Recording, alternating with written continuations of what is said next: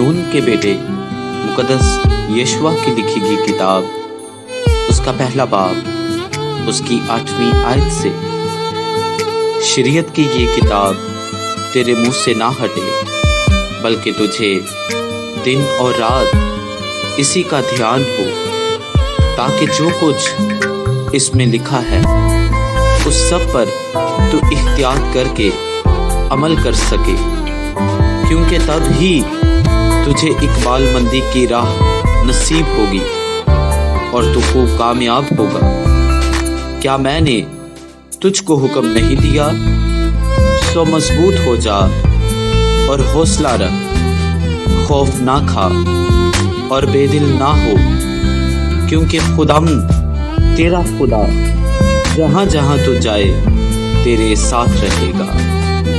आमीन।